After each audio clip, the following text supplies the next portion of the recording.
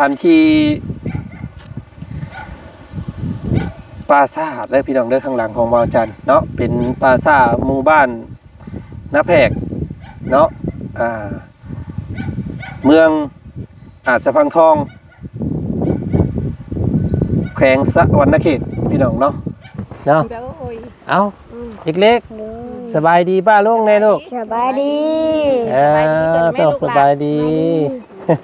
นอนนี่เพิ่นนอนใช้แม่ ทำนาง แม่ เมีย นอนอยู่ตารางลุงสี่คนนี่กับผู้น้อยนี่นอนตารางขึ้นนอนเทียงสาม อันว่าห้างย่างๆไว้ที่บ่นอนกับค่ำกลางคืนกัน แบบนี้เลยลูกไอ้กลางมุ้งนอนไผนอน น้ำมันเตียงเขาบีบ โธ่ใส่อันลูกอาบอยู่นี่บ่น้ำฮะอาบอยู่หั่นบ่เอาอาบน้ำสร้างนี้ใช้เบิ่งเอาคู่ว่าเบิ่งโยตักให้ละว่าเบิ่งแน่ลูกไปป้าจนเกลี้ยงกินอยู่นี่บ่ลูกกินเจ้าเฮ็ดนี่ไดฮึบระวังดิโอ้นี่เอาเฮ็ดไปนี่เอาเบิ่งเพิ่นเฮ็ดพี่น้องเอ้ย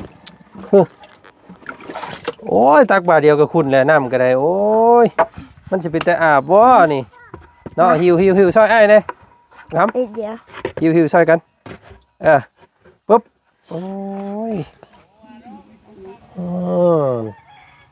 จักบีเลยโต บ่จัก โมโหผู้นี้เด้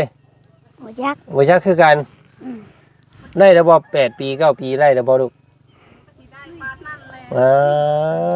เนาะเอาเดี๋ยวแนมกล้องเพิ่นแนมพี่เขาได้เขาเฮียนอยู่บ่ บ่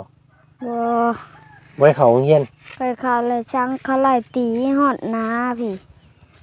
เอ้าคือสร้างว่าแท้อันสอนให้เราว่าพังเนี่ยเจ้าไปเขาเฮียนเนี่ยหมู่ไล่ตี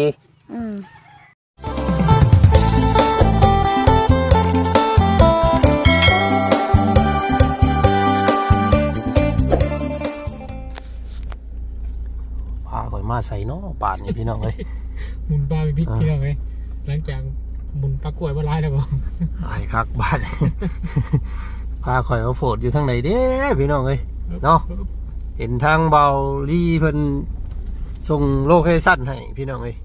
เพิ่นว่าเข้ามาพี่เด้อว่าซั่นพี่น้องเอ้ยเนาะโคกปลาโพนขี่กระต่ายพี่ว่าซั่นพี่น้องเอ้ยเนาะโธ่โอ้ยเดี๋ยวหน้าเดี๋ยวหลังคือแม่นนี่เด้นี่พี่น้องเอ้ยแม่นอยู่บ่เนาะนี่เนาะ น้ำไปใส่เองกันน้ำซ้ำทางนี้เนาะ เย็นเงือกพี่น้องเลยเอาเนาะไปเบิ่งไปส้มกันพี่น้องเลยเนาะมื้อนี้กับทางพวกเฮาเข้ามาเบิ่งเคสใหม่ๆพี่น้องเลยเนาะที่ว่าทางเบายาวเบาดีเพิ่นได้ถ่ายทำลงไปแล้วพี่น้องเลยเนาะก็เห็นแล้วก็โอ้ยว่าซั่นพากันจุไฟฝิงเนาะต้องอันตรายเด้อ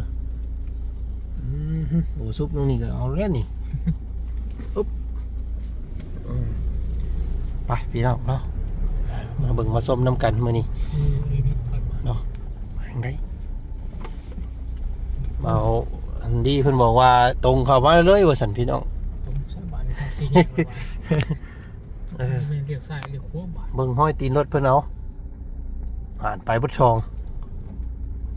บ่เดี๋ยวซ้ายลองเบิ้งถ้าโมเมนต์ต้นคริสต์มาสได้นี่พี่น้องไอ้เนาะเป็นต้นไม้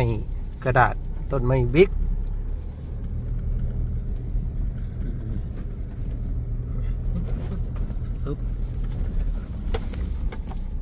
ไปนะพี่น้องเนาะฮะให้สมาธิขับรถขับล่างเมื่อก่อนไปฮอดมองฮอดบอลจังสิบอกพี่บอกน้องอีกเนาะ เป็นห้อยรถมา หายคักป่านี่พี่น้องปึ๊บเฮ้ย เล่นนางไทยมันปุ๊บเดี๋ยวมาเลย ดื้อตายคักบาทนี่โอ้ยหลงทางแล้วตะมึงนี่เรียบร้อย เมียนบ่ไม่รู้เมียนเนาะ ยันห้อยรถไทยเพิ่นแก้ไม่แก้ตอกซื่อ พี่ภาษาดิ โอ้ยหลอกคอยแล้วบาทนี่พี่น้องเลย อันคือว่าเราก็พูดบาดนี่ ห่วยมันคือเห็นเฮือนน้อยมึงย่องแย่งๆกี่นี่โทรถามมึงโยหันโมเมนต์นี่นี่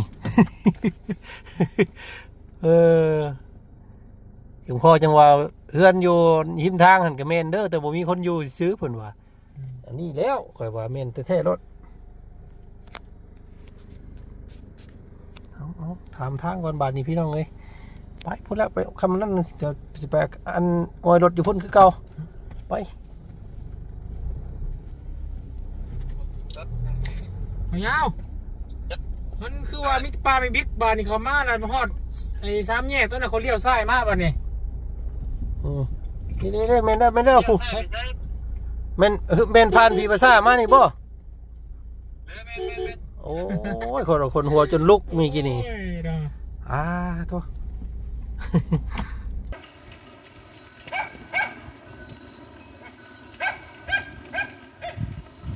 หิวพี่น้องเลยเขาเบาลีเบายาวผ้ามาสิได้อีกเนาะบาทนี้พี่น้องเลยพี่โอ้ยพี่น้องเลยเนาะคนมักหนาวน้ำคิงลุกว่าบาทที่นี่เนาะโธ่เป็นบ้านไกลบ่คันบ่สั่นพี่น้องเลยเนาะหมอแหกแต่กระปุกทางชาวบ้านเพิ่นเนาะมาแขวนไว้พี่น้องเลยพี่มาฮอดจอดถึงนะพี่น้องเลยเนาะเป็นเคสใหม่ที่ว่าทางทีมงานของพวกเรามาพบมาพ่อเนาะนี่แหละผู้ทางบอลี่พี่น้องเลยเนาะกำลังพาน้องเพิ่นมาย่างเบิ่งปลาซ่าปลาสัตว์เนาะก่อนอื่นพี่น้องเลย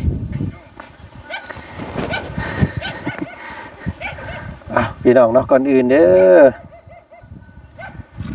กราบทักทายสบายดีเนาะพ่อแม่พี่น้องหมู่เพื่อนกันเมื่อสู่ขู่สู่คนเจอกันกับบ่าวจันพี่น้องเลยเนาะผมขนหัวซี่บาดนี้พี่น้องเลยเนาะมาทักทายสบายดีมงแปลกๆนิดนึงมื้อนี้พี่น้องเลยเนาะพี่เป็นสถานที่ปราสาทเลยพี่น้องเด้อข้างหลังของบ่าวจันเนาะเป็นปราสาทหมู่บ้านนาแพกเนาะเมือง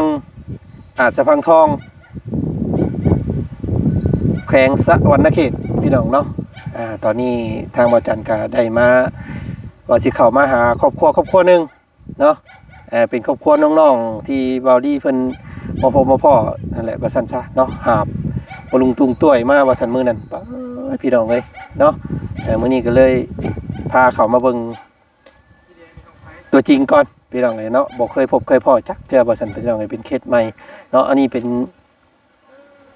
ปลาซ่าพี่น้องเอ้ยเนาะปลาซ่าเฮ้ย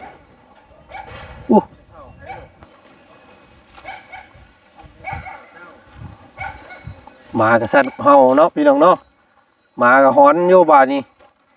ไอ้คักบอลี่ห่วยหมาคือฮอนคือเห่าแฮะเดินสบายดีเนาะโอ้ปลาซ่าบ่นี่เจ้าให้น้องๆเพิ่นพามาเบิ่งเพิ่นว่าแต่เก่าเพิ่นมายืนเบิ่งคนตายตลอดคนเผาคนนะก็เลยว่าอย่างมาเบิ่งว่าแม่นปลาซ่าแท้บ่มันอยู่เว้าได้เลยข่อยก็ได้ใกล้กันกับมันเฮือนของน้องเพิ่นแม่นอยู่นี่เลยแหละสบายดีคือกันก็เข้ามาบ่เข้ามาครั้งแรกมุ่นค่อยว่าค่อยลงป่าห้อยพาค่อยมายังไงนี่วะคือเห็นเฮือนน้อยเฮือนแนวว่ะบ่ได้ไกลปานใดแต่ว่ามันแดกทางซักเซ็กน้อยนึงมาเห็นปลาซ่านี่แม่นรถดอกอันนี้บ่น้องๆเพิ่นนั่นแม่นหลายคนอยู่พุ่นก็มีครอบครัวเดียวกันเลยเจ้า 5-6 คน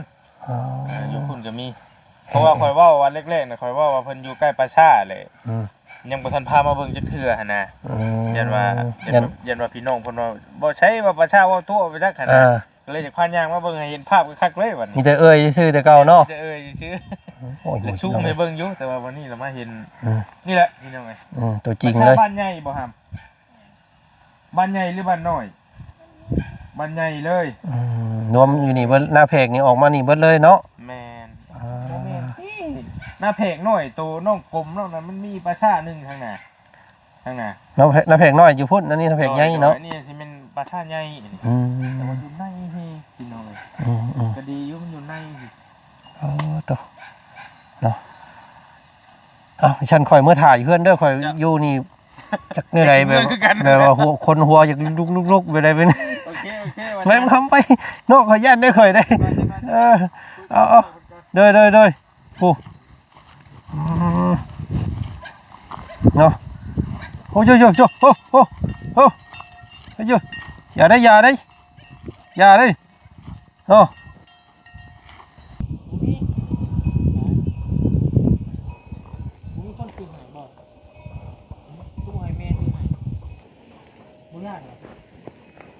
เห็นบ่ภาษาอะไรอย่างเงี้ยเนาะ มาเลยทางน้องๆเพิ่นกำลังสิช่วยเข้าพี่น้องเลยเนาะโอ้สภาพเฮือนซานกึ่งปึ้งกลางปางอยู่เนาะกลางค่ำกลางคืนมานอนแบบได้แม่นี่โอ้มันก็หนาวบ่เว้าแล้วอันนี้เนาะอันนี้น่าสิแม่นหม่องเฮ็ดอยู่เฮ็ดกินของน้องๆเพิ่นอันนี้พี่น้องเลยเนาะพี่ทางหมอหำน้อยเพิ่นกำลังอันนั้นช่วยเขาตัวติบเขาเรานี่พี่น้องติบเขา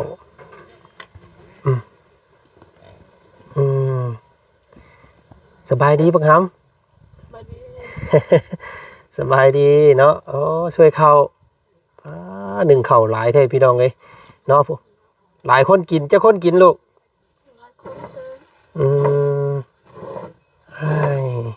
เอาช่วยเขาเนาะมาพ่อเพิ่นช่วยเขาพอดีพี่น้องมื้อนี้เนาะเห็นสภาพเพื่อนซันมึงรับมุงนอนแล้วก็โอ้ยพี่น้องเลยเนาะอยู่ทุ่งนาได้พี่น้องเด้เนาะน่าสิเป็นเถียงนาเพิ่นแต่ว่าพากันอยู่พี่เนาะบ่ได้เข้าบ้าน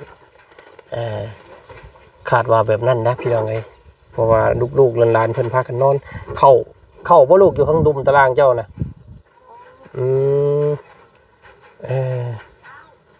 เข้า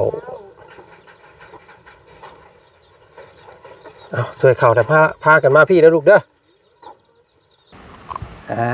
โอเคพี่น้องไอ้น้องต้องตัดภาพบรรยากาศมานั่งเผากองไฟทราบลาบอยู่บ้านนี่จักหมูจักมาจักกูจักคนบ้านนี่พี่น้องเลยเนาะเอาเล็กๆสบายดีป้าลุงไงลูกสบายดีต้องสบายดี ยอมมือแล้วว่าลูกแม่บอกบ่เป็นหยังพี่น้องเลยเนาะโอ้ยหนาวบ่หนาวเนาะโอ้กำลังนึ่งข้าวแล้วพี่น้องเลยกำลังกันน้องเพิ่นช่วยข้าวมาโอ้ยมันนั่งเบิดแล้วบ่แม่มื้อนี้เบิดแล้วบ่เบิดเท่านี้บ่นั่งลงตะกู้ก่อนน้ำพวกนี่เลยพี่น้องไงพายเคยเห็นระเบ้าบ่เคยเห็นกันบ่เลยบ่เคยเห็นเนาะพี่น้องเนาะเอาพบพ่อกันครั้งแรกเนาะขออนุญาตถามชื่อถามเสียงนี่เด้อแม่เด้อเนาะไปใครเป็นไผอันนี้ลูกเพิ่นเลยบ่นี่หลานโดยหลานกับหลานบ่มีพอลูกเอ้ยพ่อเพิ่นจากกันไปหลายปีแล้วเพิ่นป้ากันบ่เพิ่นป้ากันผู้ใดอันผู้ป้ากันน่ะลูกชาวอันคนใดแน่เด้นี่1 2 3 4คนนี่4คนเลยลูกชาวลูกแม่เลยทั้งสองผู้นี้หันแม่เลี้ยงแต่แดงๆแต่ติดพลายออกแต่พื้นแต่ไผ่เลยลูกมาแต่เฮือนผัวแม่เลี้ยงเอากินน้ำแม่ใบชื่อน้องกอกใบชื่อน้องปองบอกง่ายๆเลี้ยงหลานเนาะโดยพี่น้องไงขออนุญาตเด้อแม่อันเฮาถ ถามชื่อเนี่ยอันแม่นี่ชื่อหยังเนาะ ชื่อปวง แม่พวง โดย สระอวงปอปวง โดย พี่น้องไงเนาะแม่พวงเนาะและผู้ใหญ่สุดนี่อันชื่อนี่ไหนลูก ไป เหือย เหือย เท่าเหือยเนาะ ผู้กอดข้อกันผู้นี้ได้ลูกชื่อหยัง ชื่อน้อย น้อย โดย หมักกันน้อยนี่หมักน้อยนี่บ่ โดยจ้ะ ผู้นี้ได้ลูก ถ้าอูโดย เท่าอูผู้นี้ ผู้นี้นางอีท้าวอู ถ้าอา โอ้เบิ่งสิเลี้ยงใหม่มึงเลี้ยงใหม่ก่อนเด้อพี่น้องเด้ออันผู้นิบไม้นี่ชื่อที่ได้ลูก ถ้าอู เท่าอู โดย นางอันนั้น บอกเพื่อนละลูก อีเท่าอันนี้ บอกเพื่อนลูก ชื่อหยังอูอีอาอันนั้นเด้ บอกทุลูกบอกเพื่อนทุนางป้าจ้ะ อ๋อสระอูสระอีสระอีสระอาเนาะ โดย ไอ้พี่น้องไงสุรูปทราบลาบกันเบิดเลยโอ้เสื้อเจ้าคือกันแท้สองคนนี่บ่เฮ้ยคู่แพทย์บ่โมเมนต์บ่คู่แพทย์ แม่จ้ะ พากันอาบน้ำเบิดทุกคนนะบ่มื้อนี้ โถยจะอาบแล้วจ้ะลูก อาบอยู่ไสลูกเวลาอาบน้ำอาบอยู่ไส น้ำสร้าง อันน้ำสร้างอันอยู่นี่บ่ โดย สร้างอาบน้ำอันน้ำงัวกินงัวดื่มพี่น้องกันน้ำกันเนาะโธ่เวลานอนนี่เพิ่นนอนใช้แม่ ทำน้ำ แม่ เบีย น ร์ อนอยู่ตารางลุงสี่คนนี่กับผู้น้อย ผู้เสพ นอนตาราง ผู้นอนปะนี่ คืนนอนเทียงสาม อันว่าห้างย่างๆไว้ที่บ่นอนกับค่ำกลางคืนกัน แบบนี้เลยลูกไอ้กลางมุ้งแล้วนอนไผนอน น้ำมันเกลี้ยงเขาบีบเอาเอาน้ำเกลี้ยง อ้ายมันก็หนาวเว้าแล้วอันนี้เนาะเอ๊ะอัน อักโถมันไม่มี อันทางพ่อได้จะไปทางใด พ่อก็ไปน้ำเดียวกับลูกหาเงินมาใช้นี่ มี หลังมัน เอา หูชื่อ แกะให้ เขา โตแล้ว ปิดนี่มูตะพื้นเลย มีแต่ทางแม่นี่เว้าง่ายๆเบิ่งลูกๆนี่เนาะหลานๆนี่เนาะ โดย อ้ายบ่มีผู้ใหญ่บ่มีผู้ชายซ้ำแบบนี้พี่น้องเอ้ยพากันอยู่ในได้อันนี้เนาะ นี่ลูกนี่จ้ะนี่เห็นว่ามัน นี่ เก อ ลี้ ยู่ ยง กับหมู่กับหมาดีน้องๆเพิ่นก็ได้เนาะนั่งสะดุดสะดอยอยู่โธ่มือชุมมาวันบ่าวมาตำบิดหันพ่อแต่ชุมลูก แม่ไปหากิน มาพ่อแต่ชุมเพื่อน พี่น้องเนาะส่วนที่ไปที่มาในทางเบาดีเพิ่นก็คือสิซับสิถามครอบครัวเพิ่นไปได้แหละเนาะหลายคู่หลายคนคือสิได้เบิ่งได้ชมไปแล้วเนาะมื้อนี้เราเบาสิบ่ถามพวกเจ้าอย่างหลายเนาะเอาภาพมันให้มันภาพบรรยายแล้วกันเนาะให้ภาพมันบรรยายเองแล้วกันพี่น้องเอ้ยมื้อนี้เราเบาบ่มีหยังมาต้อนมีแต่ขนมกับนมเด้อเอานมมือเอาลูกนมมือขอบใจท่านพร้อมกันเนี่ยเนาะขอบใจเนาะโตสองคนนี่โอ้เนาะจุดเด่นพิเศษพี่น้องไงมาออกมาหาระเบ้าได้2ตัว2คนสองเจ้านะพี่น้องไงเนาะมาเดี๋ยวจังกินเดี๋ยวเราเอาเพิ่นเอาให้แล้วเดี๋ยวจังกินเนาะพี่มาพี่โอ้เป็นแต่เพลงได้2คนนี่พี่น้องไงเนาะบินหนาวว่าพี่วันนี้ลูกเนาะ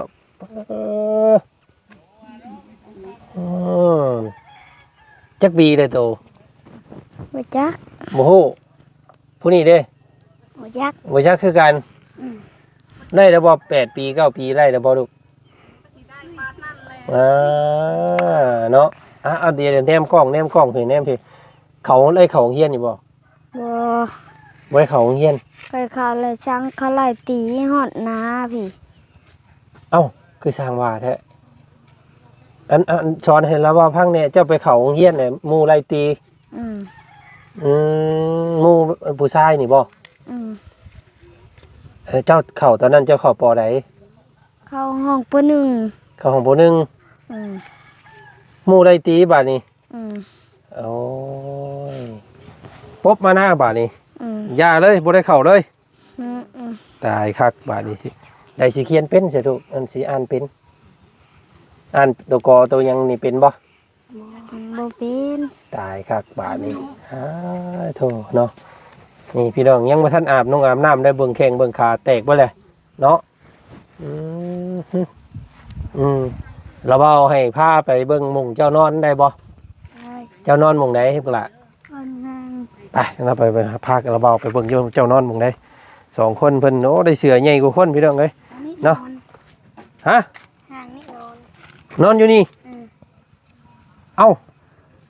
โอ้กลางคืนมาแล้วเอามุ้งลงมาอันปู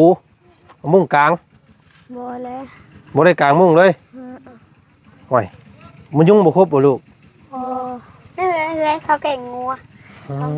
เบิ่งพี่น้องเอ้ยเนาะ ได้ อันนี้เบิ่งรับวงนอนน้องเพิ่น ได้คือ ผู้นอนดุมผู้นอนเทิงว่าซั่นซะพี่น้องเอ้ยเนาะ ได้ อันกลางคืนมามีไฟบ่ลูกมีไฟบ่ นี่เลยสายขาดแล้ว อ้ายน้องๆเพิ่นก็เว้ายังบ่ค่อยเป็นอันเป็นไฟอันนี้บ่ไฟโซลาร์เซลล์ไฟโคมนี่บ่ มาพักกัด โอ้ยพี่น้องเอ้ยเนาะแล้วเว้าสิให้พาไปเบิ่งหมุงอาบน้ำได้บ่ไปเบิ่งพาไปเบิ่งหมุงเจ้าอาบน้ำไป ได้ นะไอ้ยัง2คนเลยโอ้ยพี่น้องเอ้ยเนาะเป็นเสื้อเพิ่นให้เอาให้เสื้อนี่ แก้ว ฮะ แก้ว บ่าวยังเอาให้ ปลาแก้ว บ่าวแก้วเอาให้พี่น้องให้กูทหารรับจ้าง เนาะข้ออันแดงปราบโถใส่อันลูกอาบอยู่นี่บ่น้ำฮะ อืม อาบอยู่หั่นบ่ บ้านน้ำตาล อ๋ออาบน้ำสร้างนี้ใช้เบิ่งเอาคู่มาเบิ่งโยตักให้ละว่าเบิ่งแน่ลูกไป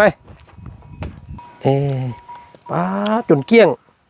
กินอยู่นี่บ่ลูกกิน อืมอ่ะ เวลาอันน้ำกินเอามาได้ใช้ แต่นะเขาไม่ทารุณ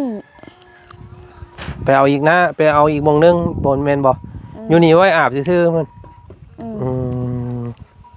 ใช้เอามาตักให้ละบ่เบิ่งเลิกบ่เลิกบ่ลูกเลิกบ่ ตื่น มิดบ่คุนี่ อืม โอ้เบิ่งอยู่หั่นโอ้อุ้ยมันสิอาบได้บ่น้ำตื้นๆนึงลูก เอากล้วยตักนะ อ๋อเอากระบวยตักเอาใช่มันเราตักให้เราเบาเบิ่งนี่เจ้าเฮ็ดนี่ไดฮึบระวังดิโอ้ มาเพื่อน นี่ เนาะ เอาเฮ็ดไปนี่เอาเบิ่งเพิ่นเฮ็ดพี่น้องเลยโอ้ยตักบาเดียวก็คุณแหละน้ำก็ได้โอ้ยมันสิเป็นแต่อาบบ่นี่เนาะหิวซอยอ้ายเด้ครับ อีกเดี๋ยว หิวซอยกัน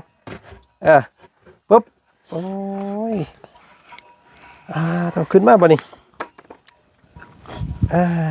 โตหลายคักพี่น้องเลยเนาะอะไรกับผ้ากันอาบบาดนี้เนาะไปหิวมาจังพ่อจะกระตุนกระโตน้องเพิ่นจังอันนั้นนี่เนาะเห็นความลำบากเลยก็โอ้พี่น้องเลยเนาะ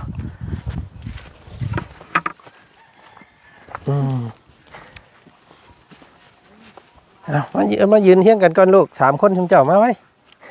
ผู้นี้ได้บ่ได้เข้าโรงเรียนบ่เจ้ากะอยู่เถียงเผาหน้า โอ้ย ตายคักแล้วกันบัดนี้สิได้เป็นหนังสือนะหมู่ผมก็บ่ได้ตัดบ่อยากตัดบ่อยากตัดบ่ผม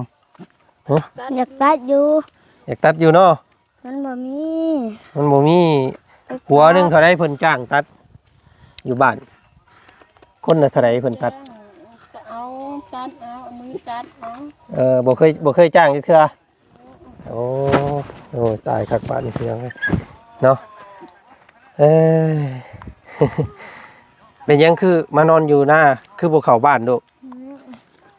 ฮะ นอนอยู่นะ มันเป็นยังอยากนอนอยู่หน้า มันเผาฉันกล้วย นอนเผาสวนกล้วยเผางัวเนาะ นอนเผาเขา โอ้ บ่ได้เข้าบ้านเลยบ่ บ่ เอาเวลาบุญมีหยังได้ เลยเขา บ่ได้ดินหมู่บ่ เวอร์ลินมู อืม เขาไปซื้อออกมา โอ้เข้าไปซื้อข้าวต้มขนมแล้วออกมาคือเก่าพี่น้องเอ้ยตายคักบ้านนี่ เนาะ อ่ะ เอาพี่น้องเอ้ยเนาะเฮ็ดจังไดอันนี้บ่ซุปเจ้าหาพื้นมามื้อนั้นน่ะพากันหาบมาพี่น้องเอ้ยพื้นดัวเนาะ พี่น้องเอ้ยก็นี่เป็นอีกหนึ่งครอบครัวที่พวกเฮามาพบมาเพาะเนาะแม่อันคือบ่พาน้องๆเพิ่นเมื่อนอนบ้าน บ่ได้พักเข้าบ้านเข้าช่องนอนอยู่ไห้อยู่นานนอนน้ำไก่น้ำกานี่แล้วลูกเอ้ย อืม เข้าบ้านแล้วมันหมู่กว่าไก่หมู่เลยอยู่ไห้อยู่นาน พี่มายืนอยู่น้ำน้องเพิ่นพี่มายืนก่อนได้ลูกได้ยืนก่อน บ่ได้เมื่อเนาะ บ่ได้เบื่อจัก อยู่ เทื่ ประจำเลยบ่ ประจำเลยเล่าข่าวจะออกมาอยู่นะลูกเอ้ยเมื่อหาลูกหลานหลาย ขนม หมูกินข้าวต้มขนมแหละลูกหลานสิเล่นไปแหละบ่เมื่อ อืม บ่มีเงินซื้อให้เขาแหละบ่เมื่อลี่ ดีอยู่ให้อยู่หน้าเนาะ โดย ค่ำกลางคืนมากก็อยู่แบบมืดๆนี่แหละเนาะ เห็ โด ด ย น้ำมันอันเดียว อยู่แบบมันมีดนี่แหละ ตายคักแล้วพี่น้องเห็นบาทนี่ อยู่น้ำลูกน้ำเต้านี่แหละพาอยู่ให้อยู่นะ อืม เดี๋ยวหวามงิมๆอยู่นี่แหละ ค่ำกลางคืนบ่ย่านบ่แม่ บ่เคย ฮะ แล้วก็บ่ย่านลูกไอ้อุ่น เห็นป้าซ่าได้อยู่นี่เนาะ ค่ะ ป้าโตคนดีพี่ตายเพิ่นคนมาเพิ่นจูดพื้นตองไฟก็เดียวเห็นไฟสลือผู้ใดเนาะ เอาขักยามลมมันมาฮอดพี่ เออกิน หั ควัน วเจ็บมันบ่มีแล้ว อืมอยู่ดังเงิน โดย อยู่หลังเงินภาษาพี่น้องเลยเนาะเถียงหน้าดีกันอยู่พี่เนาะเพราะว่าความบ่มีผู้ชายผู้ใหญ่ก็ได้ บ่มีไผเขาคอยอยู่ค่ะนาตัวนี้ค่ะ อืม เทียงหลังนั่นกับเขา อุ้ย มาให้เอาให้ลูกแล้วช่วยพี่ น้ำกินไปเอาอยู่ไสแม่ น้ำกินแหละไปตักพุ่นแลลูกกับเทียงป้าเทียงลุงพุ่นแลน้ำขวดเอง โอ้น้ำพากันคอดช่วยกัน โดย ไปตักเอา ไปตักเอาแบบนี้แหละน้ำจาง บัดน้ำอาบได้ออาบอยู่น้ำน้องนี่ แหละลูกอ่ะ ป้าโต บ่มี อาบอยู่น้ำขี้ปากง้อขี้ปากควายนี่เนาะ โอ้ย ไอ้คักจังพ่อจังตนกระโตมุมเมาไปเลย โด แต่ละคน โดย เสื้อผ้าหน้าแพร่กัน เสือกะไปขอหมูผู้เทียงใกล้นั่นแหละเทียงนงเพิ่นผู้ล้ำนั่นแหละ อืม ขอเอาหมู โอ้ยพี่น้องเลยเนาะ ลำบากอะไร เนาะจังใดก็สู้ๆได้แม่เด้อเนาะ โดยโดย จะสู้บังคับเลยบ่ได้เข้าห้ำก็เฮ็ดจักคนเลยเนาะ บ่ได้เข้า อ้ายจะได้เป็นหนังส่งหนังสือ แม่ นำหมู่ ว่าเขากับลูกเอ้ยแม่ครูก็ให้เฮียนเอง เพื่อนบ่ได้สอน อืม ให้เฮียนได้แหละเฮียน แบบชุบนี่แหละเขาหากับเขานี่แหละ มันบ่เป็นเฮียน อืม เพื่อนบ่บอกเขาก็บ่ได้แล้วหมู่บอกกับหมู่เพื่อนก็ให้หมู่ผู้เป็นสอน อยู่ให้อยู่หน้าปุดเนาะพี่น้องเอ้ยพากันดินกกไม้กกตอกเนาะ โอ้ย อ้ายเอามื้อนี้ระเบาก็บ่มีหยังมาทอดดอกมีแต่ขนมเด้อ โอ้ย มื้อหน้ามื้อในถ้าว่ามีโอกาสมาดินน้ำอีกระเบาสิซื้อเนี่ยมาต้อนใหม่อีกเด้อ โด เนาะ ย เป็นกำลังใจให้เนาะส่งเสื้อก็โอ้พี่น้องมอมแม่มเบ่เลยเกือบ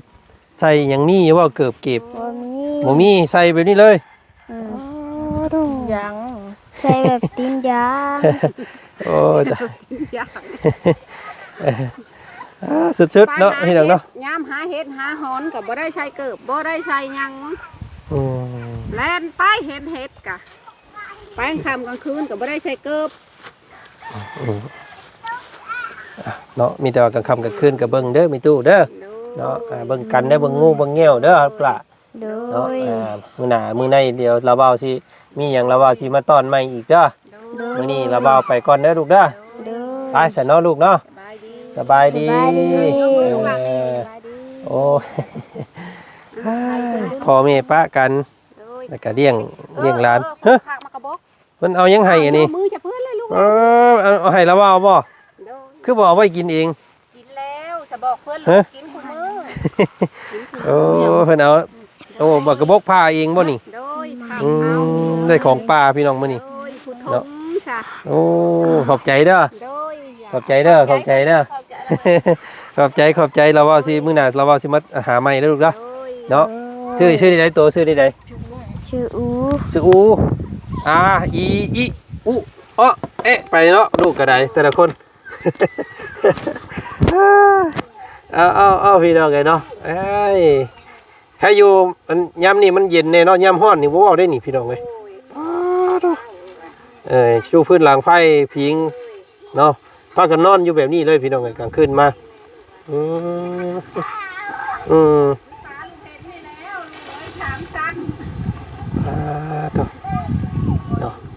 สุดได้พี่น้องไอ้เถียงหน้าว่าแล้วก็ได้เพิ่นนี่อันนี้มุงนี่ในผู้นึงนอนนี่ตะเบิงเนาะนอนกันอยู่พี่บ่ได้เข้าบ้านเข้าเมืองเนาะว่าเนาะบุญศีลเกิดบ่กล้าเข้าลูกหลายบ่มีเงินซื้อให้ลูกว่าซั่นพี่น้องโอ้ยเนาะเอาพี่น้องไอ้กะให้ภาพมันบรรยายแล้วกันจักสิว่าอย่างไรข่อยก็ได้เนาะเห็นได้ก็โอ้ยเนาะมือตีนน้องเพิ่นก็มุมเมากินสาบโค่นควายอยู่ทุ่งไร่ทุ่งนานี่แหละเพิ่นว่าพี่น้องเอ้ยเนาะต้นทุนชีวิตเฮาบ่คือกันเนาะผู้มีก็ถือว่ามีพี่น้องเอ้ยเนาะอันนี้น้ำสิกินก็ยังญาติงัวญาติควายเอาต่อไปซะพี่น้องคลิปนี้เป็นจังไดเนาะให้พ่อพี่น้องพิจารณาเบิ่งเนาะถ้าอยากสดอยากสวยน้องเพิ่นแบบใดก็ยินดีเด้อพี่น้องเด้อเนาะเจอกันใหม่อีกคลิปหน้าแล้วกัน